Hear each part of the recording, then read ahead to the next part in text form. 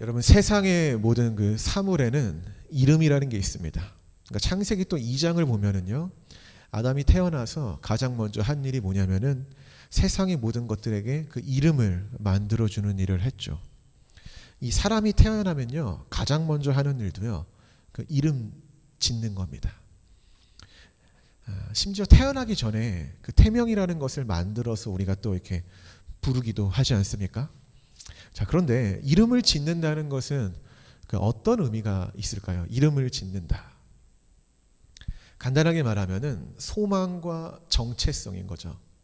그러니까 너는 이런 사람이 되었으면 좋겠다라는 그 장명자의 소망이 담겨 있는 거고, 또 동시에 그 이름을 받은 자는 그 이름을 받음으로 그 정체성이 또 담겨 있는 거죠. 그 이름에. 여러분들에게 그 이름에도 뜻이 있을 겁니다. 뜻이. 여러분들이 가지고 있는 그 이름의 뜻은 무엇인지 오늘 한번 좀 생각해 봤으면 좋겠어요. 여러분, 오늘 말씀의 제목은요, 이겁니다. 빌립보에 나타난 이름. 빌립보에 나타난 이름. 우리가 이 주제를 가지고 오늘 말씀을 보도록 할 겁니다. 오늘 우리가 이제 말씀을 보기 전에 간략하게 요약을 하면은요, 하나님이 바울과 실라를 통해 빌립보라는 곳을 또 보내서 본격적으로 사역하시는 그 내용을 오늘 본문은 담고 있어요. 근데 빌립보는 어디냐면은 여러분 그리스 아시죠? 그 그리스의 그 북쪽, 가장 큰 북쪽에 위치한 곳인데 오늘날 지도로 보면은 유럽에 해당하는 곳입니다. 그런데 당시 이 빌립보라는 곳이 어떤 곳이었을까요? 잠깐 정보를 드릴게요. 빌립보는 간단히 말해서 로마의 식민지입니다. 로마의 식민지. 그리고 여러분 주전 BC 42년부터 로마의 그 통치 가운데 있었고, 그 과거에 로마의 군인으로 활동을 하다가 그 전역한 그런 군인들이 주둔해서 살았던 도시가 또 빌립보예요. 이 당시 빌립보에서 로마 시민권을 가지고 있던 사람들은 로마로부터 몇 가지 특혜를 받아요. 곡물과 세금을 면제받고요. 그리고 자신의 권리를 주장할 수 있는 특혜를 받습니다. 오늘 바로 이러한 빌립보라는 곳에 바울과 이 실라가 가서 복음을 전파하다가 겪게 된 그 사건이 오늘 본문의 말씀이에요. 오늘 본문의 말씀을 하나하나 세세히 보기 전에 한 세 가지로 요약을 하면은 이와 같습니다. 첫 번째, 이들은 귀신이 들려 점을 쳐서 주인에게 큰 돈을 가져다 주는 한 명의 그 여종을 만나요. 그렇죠? 가다가. 두 번째, 바울은 이 귀신 들린 여종을 향해 예수 그리스도의 이름을 선포했고요. 여종은 귀신으로부터 어떻게 되죠? 해방이 돼요. 그런데 이 귀신 들린 여종을 통해 큰 이익을 얻고 있던 주인들이 있었어요. 그 주인들은 수익이 끊어짐을 알고 바울과 실라를 관리들한테 고발을 합니다. 그리고 세 번째, 결국 바울과 실라는 매질을 당하고 감옥에 갇혀요. 그런데 그곳에서 놀라운 일이 발생이 됩니다. 그 일로 인하여 간수와 그의 가족들은 주 예수의 이름을 듣고 구원을 얻게 됩니다. 이게 오늘 본문의 짧은 요약이에요. 자, 이 역동적이고 임팩트 있는 오늘 본문의 내용이거든요. 그렇다면 성경은 이러한 이야기를 통하여서 오늘 우리에게 무엇을 말하고 있는 것일까? 우리가 본문의 상황을 이제 세세하게 하나씩 보면서 하나님이 이 이야기를 통하여서 우리에게 무엇을 말씀하시는지 한번 깨닫는 시간이 되기를 바랍니다. 지금부터 본문 말씀을 차례대로 읽어가면서 우리 말씀을 보도록 하겠습니다. 16절부터 18절까지를 한번 읽어볼까요? 본문 16절부터 18절입니다. 시작. 우리가 기도하는 곳에 가다가 점치는 귀신 들린 여종 하나를 만나니 점으로 그 주인들에게 큰 이익을 주는 자라. 그가 바울과 우리를 따라와 소리질러 이르되 이 사람들은 지극히 높은 하나님의 종으로서 구원의 길을 너희에게 전하는 자라 하며 이같이 여러 나라를 하는지라. 바울이 심히 괴로워하여 돌이켜 그 귀신에게 이르되 예수 그리스도의 이름으로 내가 내게 명하노니 그에게서 나오라 하니 귀신이 즉시 나오니라. 아멘.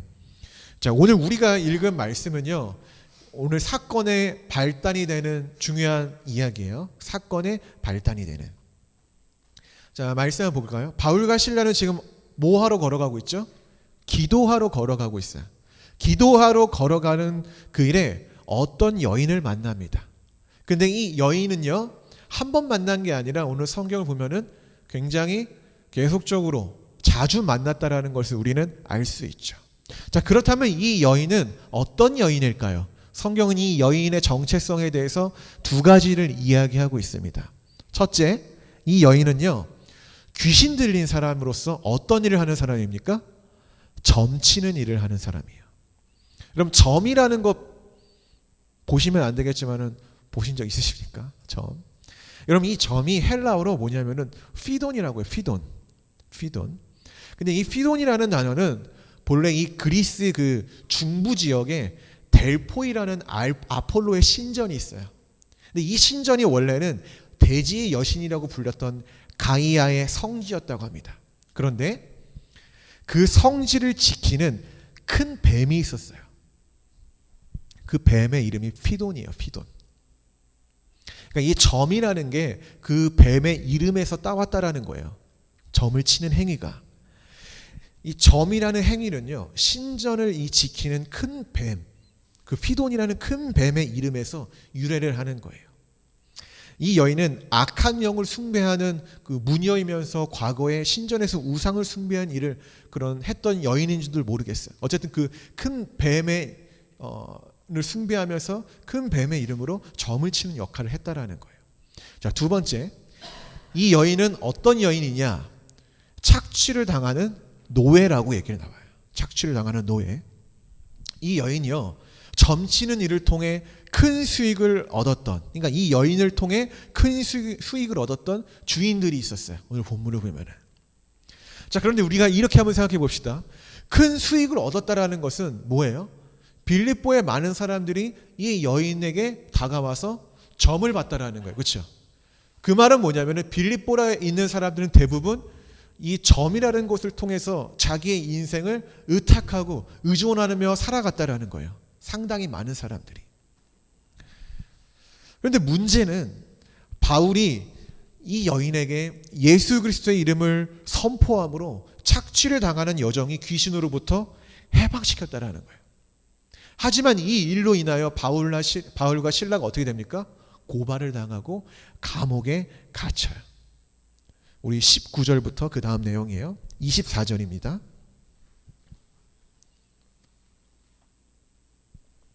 읽어볼까요? 시작.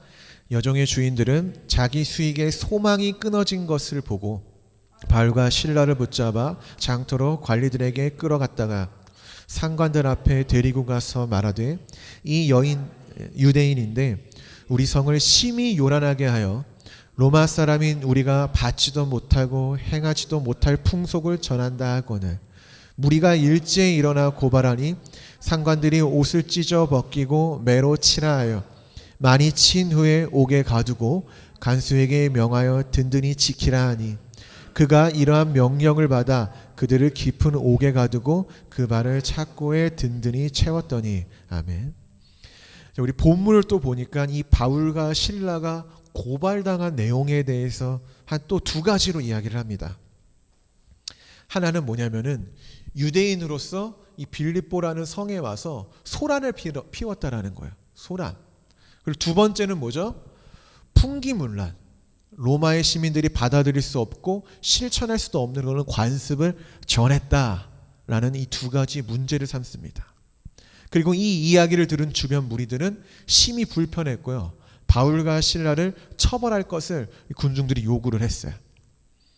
근데 우리가 이 부분에서요, 이상한 점 하나를 여러분 발견해야 돼요. 여러분이 적어도 이 시간 주 앞에 예배하면서 성경을 제대로 읽었다라면은 이상한 점 하나를 발견해야 돼요. 그게 뭐냐면은 본래 주인들이 분노하여서 바울과 실라를 고소하게 된 근본적인 이유가 뭡니까? 그동안 여종을 착취하면서 큰 수익을 얻었는데 이제는 그러지 못했기 때문이에요. 그렇죠? 그런데 이 사실은 숨겨요. 이 수면 아래로 숨긴 채 자신들의 정당성을 내세워서 군중들과 그 관리들을 자극하고 있는 거죠. 지금 관리들은 바울과 실라가 변호할 수 있는 그런 권리를 듣지도 않고 이 자극을 받아서 옷을 벗겨 매질을 한 후 그들을 감옥에 투옥시킵니다. 그렇다면 사도들은 얼마나 매질을 당했을까? 어떠한 매질을 당했을까요? 사도들은 예수님처럼 채찍질을 당했을까요? 아니면은 우리나라의 그 옛 체벌처럼 곤장을 맞았을까요? 이 당시에 이 관리들의 수하들을 릭토르라고 해요. 릭토르라고 하는데 이 로마 관리들, 그러니까 이 릭토르라고 불렸던 그 수행원들은요, 평소에 이렇게 막대기 같은 몽둥이를 들고 다녔어요. 여러 개를. 그래서 이 현대 여러분 경찰들도 보면은 이 총 외에 경찰봉을 들고 다니잖아요. 그것처럼 그런 봉을 들고 다녀서 임무를 수행할 때 그 봉을 가지고 상대방을 제압하는 그런 역할을 했어요. 이 릭토르들은 아마도 이 사도들을 때릴 때 그런 몽둥이를 들고 아마 매질을 하지 않았나, 우리가 그렇게 한번 생각해 볼 수 있을 겁니다. 자, 어떤 방식으로 어쨌든 이렇게 많이 매질을 당했다라고 성경은 기록하고 있고요. 이 사도들은 심히 고통스러웠고 몸에 아마 피멍과 그런 상처로 가득했을 겁니다. 근데 이 사도들은 매우 고통스럽고 그런 불편한 상태에서 묶여서 감옥에 이제 갇히게 되는 거죠. 자, 25절부터 26절도 한번 읽어보겠습니다. 25, 26절 시작. 한밤중에 바울과 실라가 기도하고 하나님을 찬송하며 죄수들이 듣더라. 이에 갑자기 큰 지진이 나서 옥토가 움직이고 문이 곧 다 열리며 모든 사람의 매인 것이 벗어진지라. 아멘. 근데 여기서 이 사도들이 조금 특이한 행위를 하죠. 어떤 걸 하냐면은 잠을 자지 않고 기도하며 하나님을 찬송하고 있다고 지금 성경은 기록하고 있어요. 통증으로 인해 잠을 좀 잘 수 없었던 걸까요? 아니면 뭔가 이 위급한 마음이 있었을까요? 어쨌든 뭔지 모르겠지만은 그들은 기도하며 찬송했다라고 지금 성경을 기록하고 있어요. 아마 주변의 죄수들을 좀 이상하게 여겼을 겁니다. 자, 그런데 이때 놀라운 일이 벌어졌다라는 거죠. 어떤 일이 벌어지냐면은 큰 지진이 나요. 큰 지진이 나서 옥터가 움직이고 옥문이 그런 열리는 일이 발생이 됩니다. 자, 이해할 수 없는 기적이 일어난 거죠. 근데 우리가 여기서 한번 생각해 봅시다. 바울과 실라가 하나님께 풀려나도록 주님 우리를 풀어주세요라고 강력하게 기도를 했기 때문에 이 일이 일어났을까요?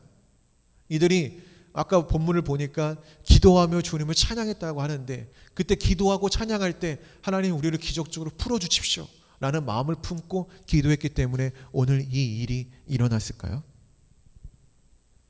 그런데 만약 바울과 실라가 기도한 대로 하나님의 그 응답이 지금 나타난 거라면은 이들은 곧장 감옥을 빠져나가지 않았을까요? 그렇죠? 하나님의 응답이니까. 근데 오늘 본문을 보면은 빠져나갑니까? 빠져나가지 않습니까? 빠져나가지 않아요. 그러니까 이들의 기도 제목에 응답된 거로 이 지진이 나타났다라는 것으로 볼 수는 없는 거죠. 근데 본문에서 어쨌든 찬송을 하고 기도를 하는데 큰 지진이 일어나요. 근데 이때 이들은 빠져나가지 않고 찬송하던 자리에서 감옥에 갇힌 그 자리에서 주변의 상황을 이렇게 지켜보고 있습니다. 근데 그들이 지켜보고 있는데 이때 자다가 일어난 누가 나옵니까? 간수가 나오죠. 이 간수는 자다가 일어났는데 옥문이 열린 것을 보고 망연자실합니다. 그렇죠? 왜? 죄수들이 다 도망갔을 거라고 생각을 했기 때문이죠. 그때 이 간수는 어떤 행위를 하려고 합니까? 스스로 자결을 하려고 해요. 왜냐하면 어차피 죽거든요. 어차피. 이때 바울이 소리를 쳐서 간수의 행위를 제지합니다. 제지를 해요. 그리고 소리를 들은 간수는 등불을 들고 뛰어가 갑자기 죄수인 그 바울과 실라 앞에 엎드려서 이렇게 얘기합니다. 29절부터 31절이죠. 읽어보겠습니다. 자, 시작. 간수가 등불을 달라고 하며 뛰어들어가 무서워 떨며 바울과 실라 앞에 엎드리고 그들을 데리고 나가 이르되 선생들이여 내가 어떻게 하여야 구원을 받으리까 하거늘 이르되 주 예수를 믿으라 그리하면 너와 내 집이 구원을 받으리라 하고. 아멘. 최종적으로 간수와 그의 가족들은요, 오늘 본문에서 복음을 듣고 세례를 받아 구원을 받게 되는 게 오늘 본문의 마지막 이야기입니다. 그럼 지금까지 우리는 본문 말씀을 하나하나 세세히 살펴봤어요. 여러분 좀 머릿속에 이게 입력이 돼야 됩니다. 근데 이 세세하게 관찰해 본 결과 하나님은 오늘 본문의 이 빌립보 사건을 통해서 무엇을 말씀하고 계신 것 같습니까? 이 이야기를 통해서 여러분은 그 내용을 좀 이렇게 발견하셨나요? 그럼 제가 발견한 이 하나님의 메시지, 하나님이 지금 이 빌립보에 나타난 사건을 통해서 우리에게 말하고 있는 메시지의 키워드는 바로 예수 그리스도라는 이름입니다. 예수 그리스도라는 이름. 여러분 오늘 본문은요, 예수 그리스도의 이름으로 시작된 사건을 다루며 예수 그리스도의 이름으로, 그 믿음으로 구원을 받게 된 사건으로 마무리가 돼요. 자, 여러분 찬양 중에 모든 이름 위에 뛰어난 이름이라는 그 가사를 담고 있는 찬양이 있어요. 제가 청소년 시절에 굉장히 교회에서 자주 불렀던 찬양인데요. 근데 그 당시에는 그 멜로디가 저에게 좀 너무 좋아서 제가 이렇게 잘 많이 불렀고, 사실 가사에 담긴 의미는 잘 몰랐습니다. 그런데 이제 수십 년이 지난 지금은요, 멜로디가 아니라 그 찬양의 가사가 좋아서 이 찬양을 자주 부르는데요. 왜냐하면 그 예수 그리스도라는 이름이 나에게는 없어서는 그런 안 될 그런 이름, 그런 존재가 되어버렸기 때문이에요. 여러분 제가 오늘 이 본문을 통해서 말씀드리고 싶은 거는 예수 그리스도라는 이름에게는요, 특별한 힘이 담겨 있다는 거예요. 오늘 본문에도 그 이름의 힘에 대해서 한 두 가지를 기록하고 있거든요. 그 중에 뭐냐면은 첫째 사건, 악한 영을 물리치는 힘이 있다는 거예요. 여러분 마가복음 16장 17절을 한번 읽어보겠습니다. 마가복음 16장 17절입니다.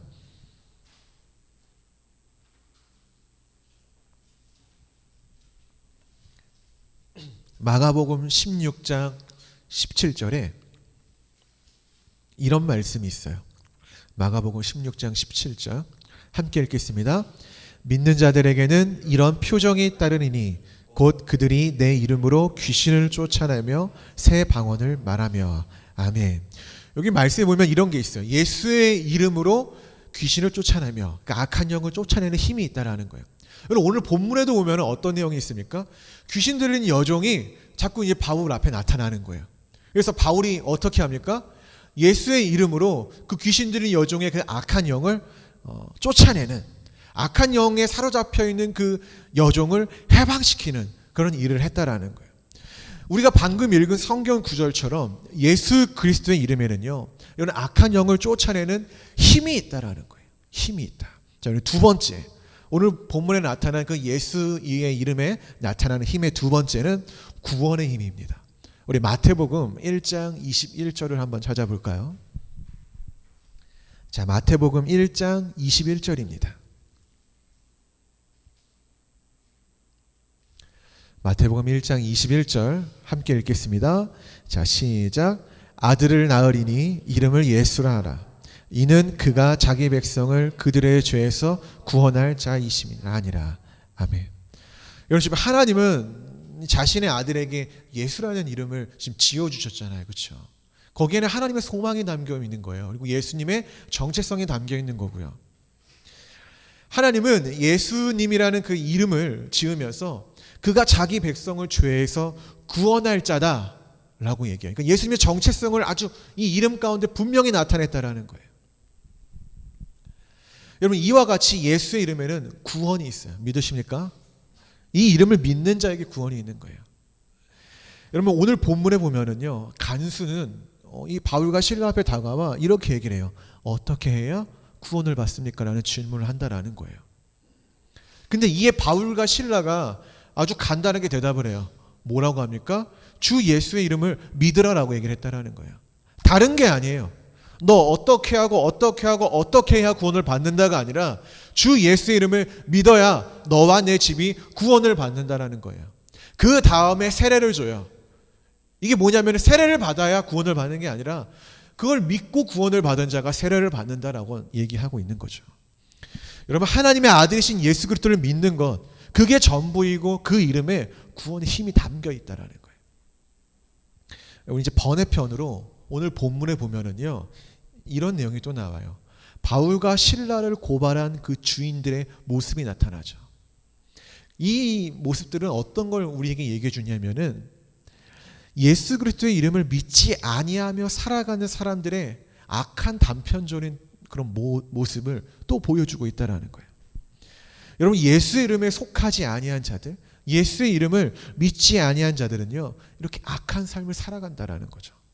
악한 영에 기대어 불의한 방법으로 불의한 일들을 행하며 살아간다라는 거예요. 예수의 이름을 믿지 않는 자들. 오늘 본문에 기록된 점을 치며 살아가는 그 여종을 통해서 큰 수익을 얻으며 살아갔던 이 주인들처럼 말이죠. 그리고 또한 그들은 자신의 유익을 얻기 위해 타인에게 피해 주는 것을 거리끼지 않아요. 자기의 그 물질이 끊어진 것을 너무나 분노하잖아요. 그것 때문에 이들을 고발하지만은 그것은 드러내지 않고 군중의 심리를 자극해서 자신들이 원하는 것을 얻는다라는 거예요. 여러분, 예수의 이름을 믿는다는 게 뭡니까? 하나님이 아닌 다른 것에 기대어 유익을 구하며 살아가는 자들을 예수의 이름을 믿는 사람이라고 우리가 규정할 수 있을까요? 또한 예수의 이름을 믿는다고 하면서 그 유익을 얻기 위해 타인에게 피해 주는 것을 거리낌 없이 살아가는 자들, 우리가 그런 자들을 예수 믿는 자라고 볼 수 있을까요? 믿음이라는 범주에는 그런 선한 행동까지 포함된다라는 겁니다. 우리 말씀의 이제 결론을 맺으려고 합니다. 여러분, 예수 그리스도라는 이름을 한번 생각해 보세요.